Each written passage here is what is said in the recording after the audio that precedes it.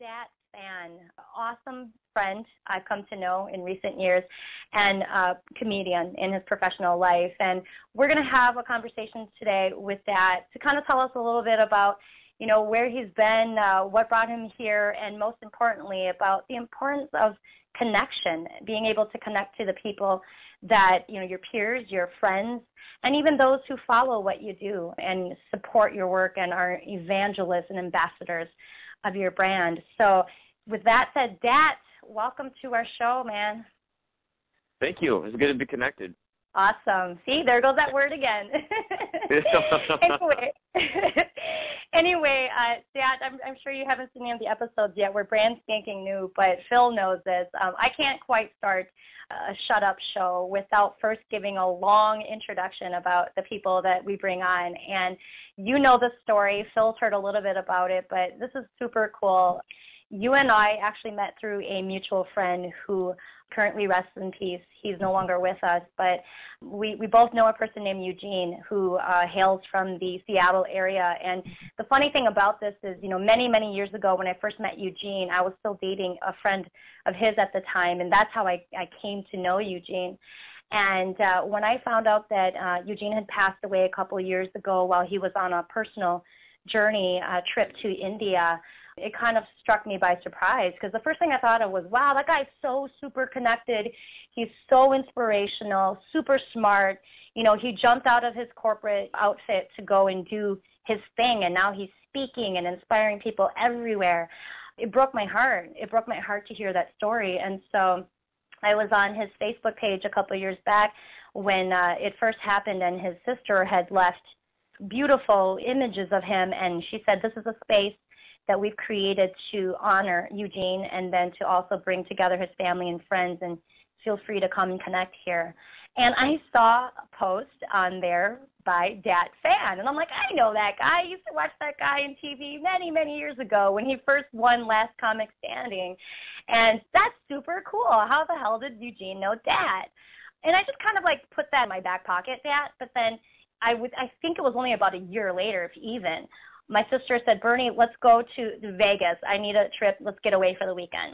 So we go to Vegas, and while I'm there, I'm like, I swear I thought Dat, you know, has like a tour here or something. I think he has a show in Vegas. Sure enough, you actually happened to be in Vegas at the very time that my sister and I went on our trip to Vegas. And we bought tickets, came to your show, and after the show, I bought a DVD from you. And I said, hey, dude, by the way, I don't think you know this, that we're friends with Eugene. And the rest is history. You and I have been friends since.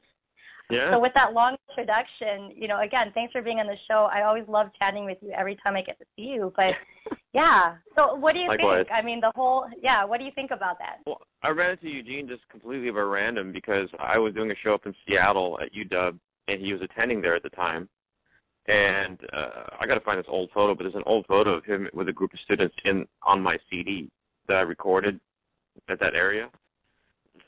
He ended up going down to Orange County, and then later on I met up with him again at the Irvine Improv, and then you know, I went through the story that you're talking about with the whole India thing, and I felt pretty bad because he called me at some point and said, hey, listen, I feel a little lost right now. I want to try to figure some things out, and before that he was into like motivational speaking and all that, you know that.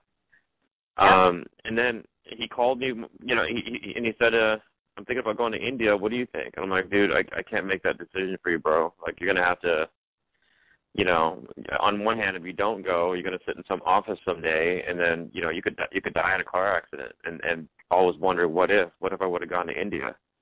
You know, life is short. I go, but if you go to India, something could happen to you out there. I mean, you're going to have to follow your heart. So he chose to go to India, and then he died. So and by the way, that's the first time I've ever heard that. That's the first time I ever heard you tell me that, and I did not know that. That is amazing. Wow. Yeah, I feel bad. I'm glad I didn't go like, dude, you should go to India. Go. That's, you know what I mean? Like, I was like, you're gonna have to make your own decision, man. Like, because that's a very personal decision. You can't just call a friend and go, what should I do? You know. Right. But he did. I mean, he really looked up to me, and I really respect and appreciate that. But the thing that really made me feel bad is he called me. I left a voicemail when he was at the LAX airport about to fly out to India, and I wasn't awake yet. So he left me a voicemail, just saying, you know, goodbye and thanks for my advice and this and that. And then that was the last I heard of him, was that voicemail. Oh, wow. Yeah, I know. I didn't mean to make this such a sad. No. Thanks for your show. No, you know what though? Honestly, Dad, there's so many different ways you could take this, but here's exactly why I thought this was such an intriguing story, because you and I, honestly, and I'm thanking Eugene right now as I sit here and talk to you. You and I might not have met.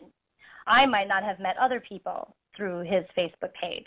You might not have met a bunch of other people. True. So what I think about this, the beauty in this is, you know, and you probably know Eugene a little bit better than I did. I was, you know, I just met him a couple of times, and the thing I'm thinking of when I think of Eugene, I think that he was a connector. I'll be very honest with you. I saw Eugene as a connector. So if he died connecting people, oh my God, he left a legacy, man. He left a legacy. You know, Eugene, he was very selfless. You know, like he was selfless in the sense that when I was at the Irvine Improv, as my friend and as a new friend, he was expediting the line of my fans coming up to me. He was promoting the show. He was wearing a suit. I don't know if you know this, but he was like often walk around wearing a suit. He always wears a suit. Yeah. Yeah. So you got like this Vietnamese Tony Robbins, like kind of, hey, you want to meet Dat Phan? Here, I'll take a photo of you guys. He's just like, he didn't ask for any money. He didn't ask for anything. He was like this Tony Robbins Vietnamese guy, like just kind of helping my fans get to me. Like you said, connecting. You know what I mean? So, and his family to this day, when I go to Seattle, they still come watch my show. Yeah. So I still see his sisters, and I mean, it's just I don't know. I don't know how to take that story. You know, it's been one that's kind of, you know, I don't know what to translate out of it. And it happened, you know, I don't know, was it 4 years ago? 3 years ago? If even, I think it was about 3 years ago. But here's where I think we take it. Here's where I think we take it, because here's the beauty that I saw in it. Again, I don't think you and I would be having this conversation right now if it wasn't for Eugene. You know, I think you and I have kind of always had maybe similar circles. You know, I've known of you for a long time, and I'm sure I know somebody who knows you, because of course I'm Hmong and you're Vietnamese, so somehow we're connected. You know, that's just the way, you know, East Asian works. It's a Hmong connection. It is. And by the way, you made this hilarious joke that made everybody laugh at your show, because you said something like, we're among friends, because I was in your audience, and I remember that. I was like, yes, you made a Hmong joke, but nobody would probably get it because they have no idea what Hmong means. I go, hey, Bernadette, I didn't realize there were so many Hmong among us. Yes, that's what you said. But here's where I think we can take it. I honestly believe the silver lining is the connection piece. If this didn't happen, then that wouldn't have happened, and we wouldn't have this, and that wouldn't have that, right? So can you take us there? And here's how I'm going to have you take it there. I've seen you, you know, doing stand-up. I own your DVD. I've watched your success over the years, and I know it's a freaking hard job, okay, to be a comedian. It is damn hard, and I give you credit for it, seriously. So take us through that. You, as a comedian, you have to connect to people, man. You got to keep people engaged, especially drunk people. You have to keep them engaged. You have to keep them amused. You have to keep them laughing. So maybe kind of talk to us about how connection plays a big part in not only connecting with people offline and, not when you're on the stage, but even more importantly, so how do you make that connection?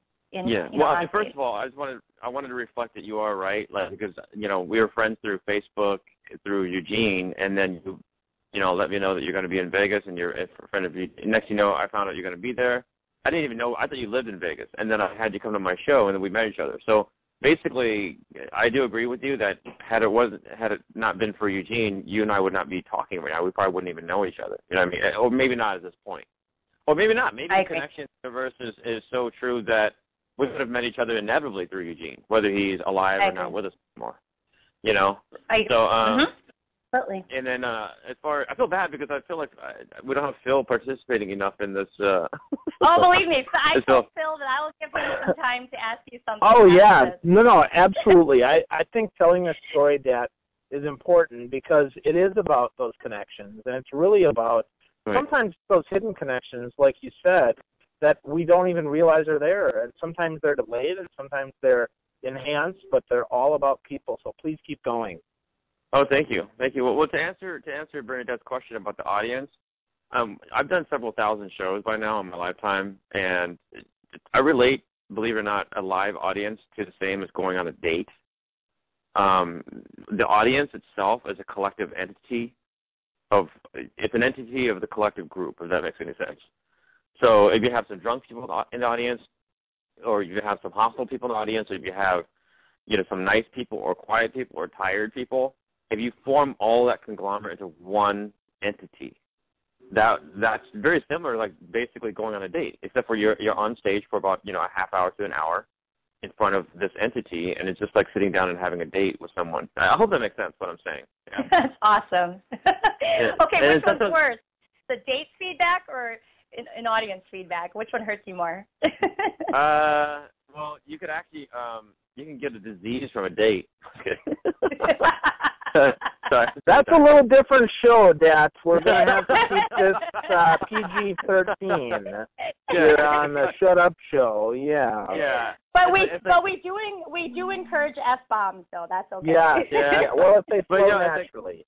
No, it's like you guys have been a great audience, but you just gave me the clap, and I'm not talking about a round of applause. You actually gave me a Panero disease, so thank you very much, audience, on that date. But no, but I mean, sometimes dates go south, and the same thing with an audience. Sometimes a date is quiet and silent. It's very awkward, and the audience can be very awkward as well. Or sometimes things go really well. I mean, I wouldn't get laid with the entire audience. That would be kind of weird. But it's very intimate. I know this is becoming a very awkward example here.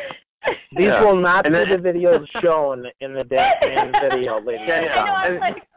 I'm like, what should I use for the B-roll in this part? Right, I know. I was like, thank you very much. You guys have been a great crowd. You all have HIV now. Good night. I get scared when there's a pause because I don't know that joke if I took it too far. So, but yeah. But anyways, it's connection, whether it's with a date or with an audience or what, And then sometimes there's a heckler. That's just like if your date gets drunk and starts saying things they shouldn't be saying, and then you got to try to deal with it somehow.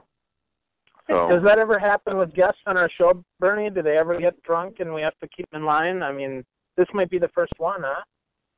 Oh, on our show? Yeah. On this episode, I know. Just kidding. It's kind of funny that Dat brought up the heckling because I was a heckler in his Vegas show. Dude, you're a heckler in not the Vegas, LA show. The LA show, I'm sorry, the LA show. Yeah, and then some of the staff, they're like, hey, is that your friend? I'm like, oh, no. Anyway. Oh, man. Yeah, no, but you know what? I mean, out of all seriousness, though, I mean, you're hilarious, but that totally makes sense. It really does. I mean, you have to, and I think you know this, Dat, and I know Phil knows this, being Phil is a professional speaker, and as am I, and we also coach people. So we always have to find something that is relatable or that resonates with the people that we're talking to, whether we're talking to one person or whether we're talking to an audience of 10,000, right? You have to be able to pull out that story and make it resonate with them. And so I think what you're basically saying is I don't care if I'm talking to a girl on a date or I'm talking to a large auditorium, I still have to be able to pull out of each of these different people what it is that they want from me and pay attention to those nonverbal cues to see if they're with me, right? Right. So I don't want to hog the show much more. Phil, I know you've got a ton of awesome questions, so feel free to chime in here because I think we're going something really, really good with this.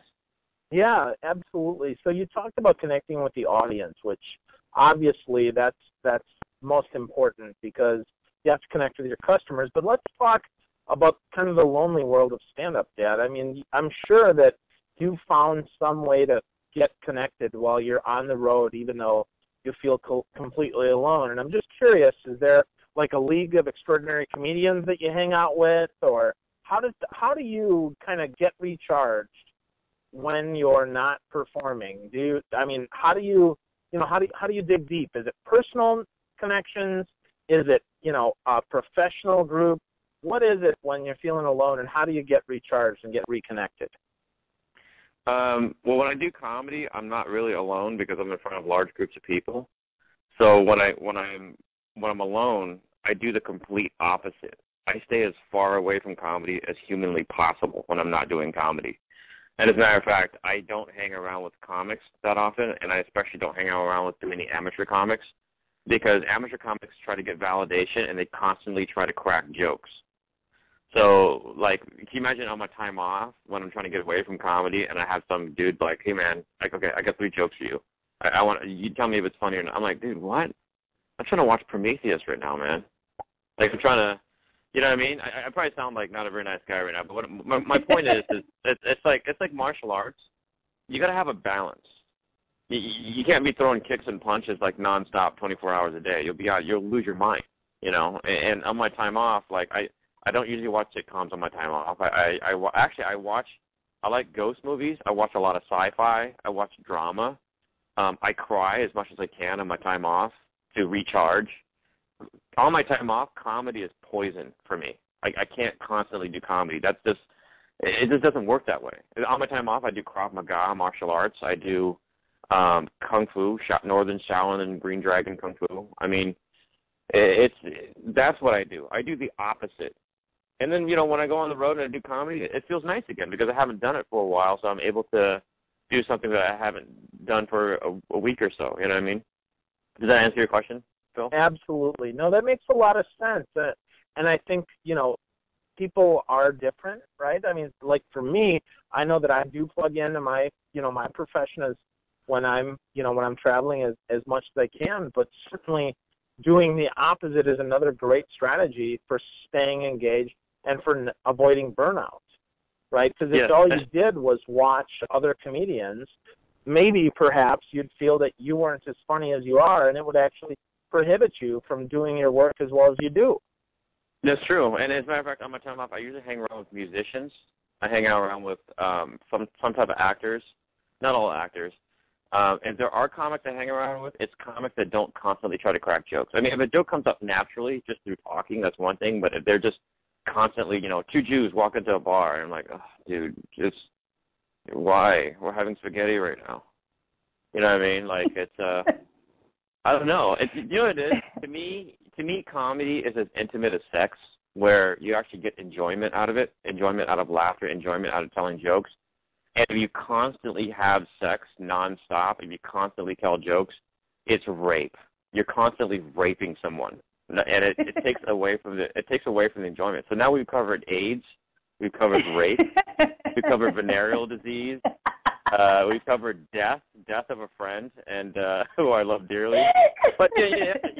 But you know what I'm saying though? It's just nonstop jokes. It's bananas. Who does that? You know what I mean? Yeah, absolutely. So let's talk about taxes, Dad. I'm wondering how much taxes do you pay every year? Because we've really covered everything else. Perhaps threesomes. You got any other good tips that could really help take the show to another level? That'd be great. The theme of the show is Dat Phan does martial arts. Dat Phan doesn't like comedians, and Dat Phan's a dick. That's the theme of the show right here. Chuck Norris. And Southern is a number one by me. So I've got that down. But yeah, well, no, but let me tell you this.